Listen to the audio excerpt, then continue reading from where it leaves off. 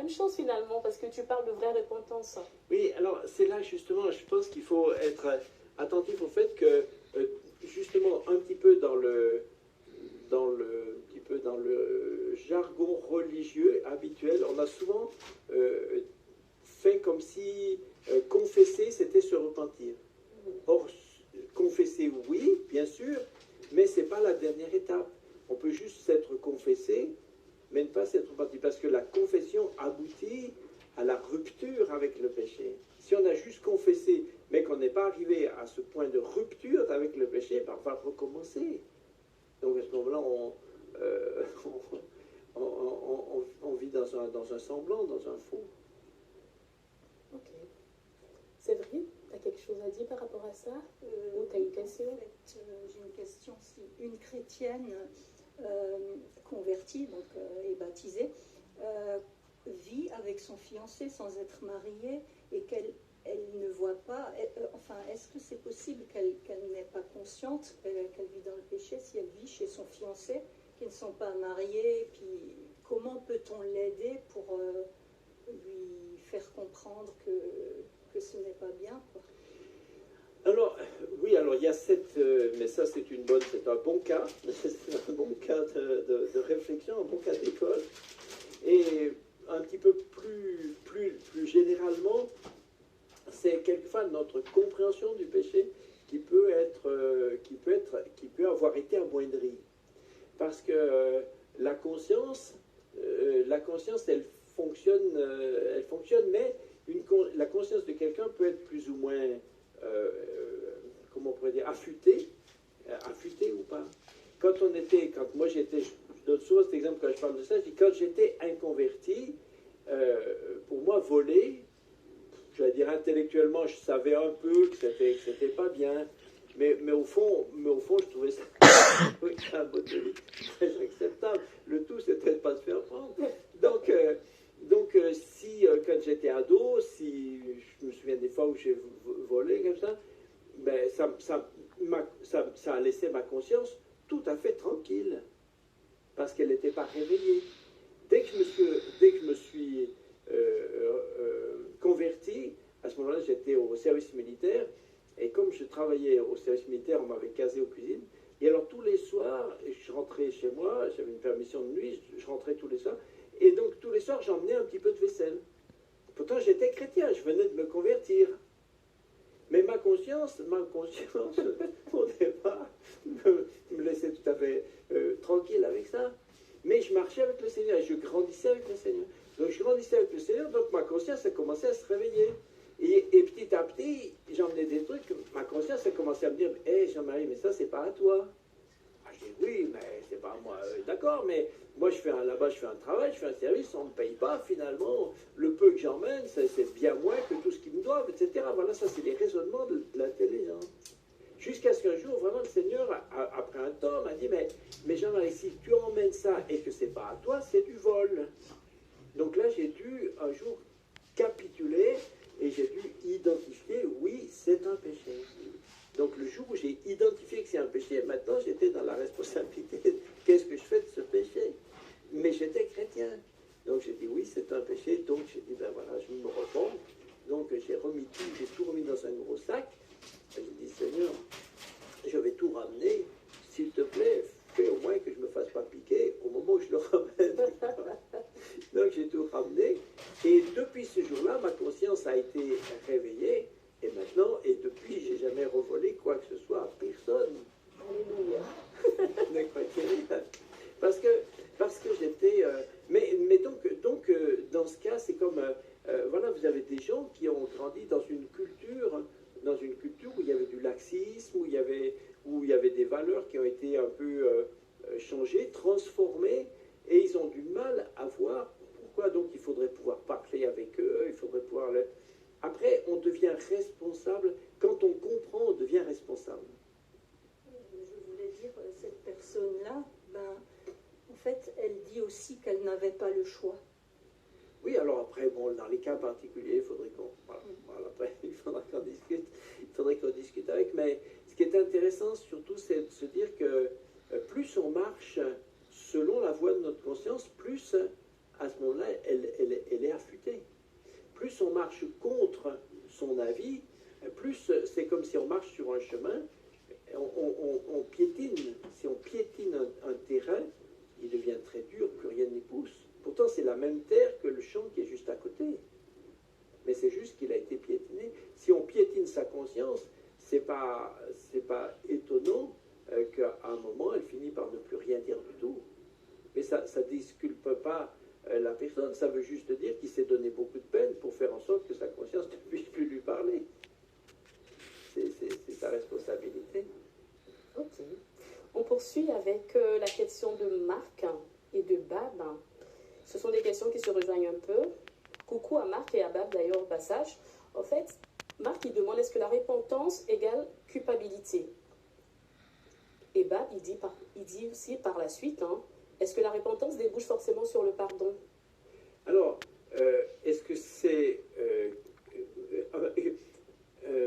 par rapport à la culpabilité? Oui, absolument. La repentance, c'est reconnaître qu'on est coupable. On ne pourrait pas se repentir sans être coupable.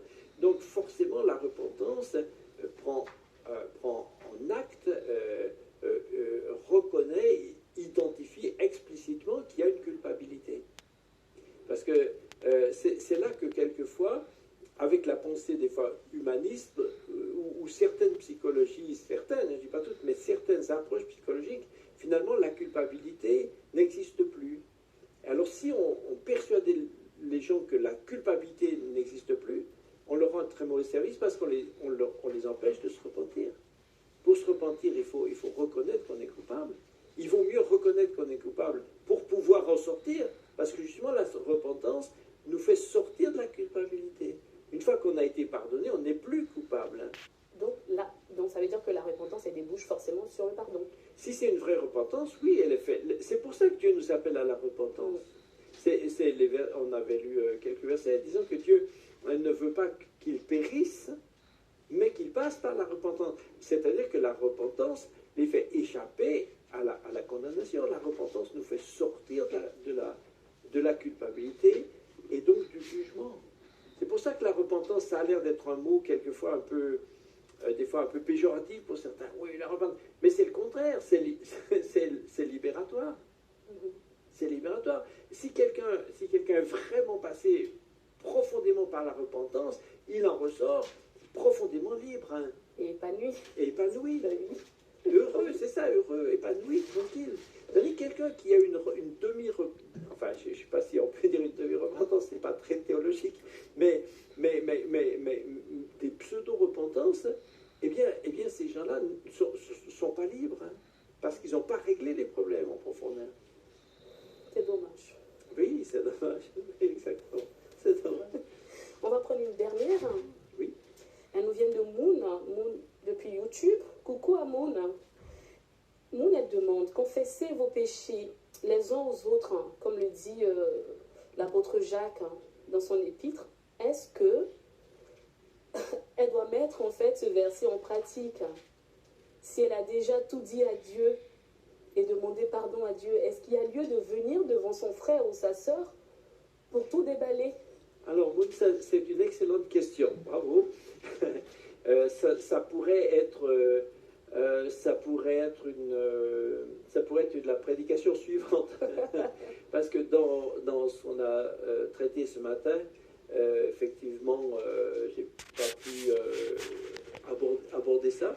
Mais c'est vrai que c'est très intéressant parce que effectivement la Bible nous dit plusieurs fois, nous parle plusieurs fois de la confession dans le sens horizontal, les uns vers les autres. Donc il y a une vraie... Ce que j'ai traité ce matin, c'est seulement le côté de la relation avec Dieu, de la culpabilité avec Dieu. Mais quelquefois, dans la confession les uns aux autres, il y a une dimension, je dirais, pédagogique. Reconnaître devant un ami, devant un frère, devant quelqu'un qu'on a péché, eh bien c'est humiliant d'une certaine façon, et puis ça aide aussi à ne pas reprendre, à ne pas le refaire, et puis on prie ensemble, on s'aide, on s'interpelle. Maintenant, je crois surtout que d'une façon générale, concrètement, il nous faut confesser nos péchés déjà directement envers ceux pour qui ça a eu une conséquence conséquences. Confesser son péché, parler d'un péché qu'on a dans ses pensées à quelqu'un avec qui on n'a aucune relation, j'allais dire quelque part, ça peut redevenir juste un peu, je sais pas comment dire, je ne trouve plus le mot, plaqué, ça peut être superficiel. C'est-à-dire que quand on a fait quelque chose de faux avec quelqu'un et qu'on lui dit pardonne-moi, j'ai fait faux avec toi ou devant toi, à ce moment-là, on est réellement impliqué. Là, je pense que c'est plus fort. Il y a en même temps une notion d'humilité. Oui, c'est ça. Mais ça serait intéressant de traiter ça, En tout cas, je pense pas à l'extrême opposé. Je pense pas que ce verset de Jacques veuille dire qu'on devrait toujours tout dire à tout le monde. Ça, c'est une utopie. C'est une utopie, c'est un espèce de leurre, c'est un idéalisme d'abord impossible à tenir et puis qui serait destructeur. On n'a pas lieu de tout raconter de soi-même à tout le monde sur la place publique. Dans certains milieux, quelquefois, on a fait des fois des confessions publiques, etc. Je suis très sceptique. Je suis sceptique avec ça, à moins que ce soit vraiment un temps que le Seigneur conduit. Bon, ok, d'accord. Mais en tout cas, il ne faut pas en faire j'en ferai pas une sorte de, je sais pas comment dire, de stratégie, quoi. C'est dangereux. C'est dangereux. Le péché qu'on dit à quelqu'un, est-ce que cette personne peut le porter? On peut aussi charger des gens, on peut choquer, on peut scandaliser, on peut mettre des fardeaux. Et ça, c'est pas charitable. Exactement. Notre rendez-vous, c'est déjà fini. Hein. Merci beaucoup, Jean-Marie. Et merci à toi, Séverine. Bonne journée à chacun. Non, on ne va pas dire bonne journée. Tu vas faire un appel au salut. À part un si beau message, il faut bien demander aux amis. Seigneur, oui, parce que j'ai parlé de ceux qui se sont repentis lors de leur conversion, mais peut-être que pour quelqu'un, encore maintenant, c'est quelque chose qui reste en suspens. Alors vraiment, je vous invite, si c'est votre cas, si vous n'avez jamais dit, Seigneur, entre dans mon cœur, Seigneur Jésus, entre dans mon cœur, dites-lui maintenant, là où vous êtes. Si vous pouvez, dites-le à haute voix, c'est mieux. Dites-lui, Seigneur Jésus, entre dans mon cœur. Je crois que tu es venu pour moi, que tu es mort sur la croix et que tu as versé ton sang pour laver mes péchés.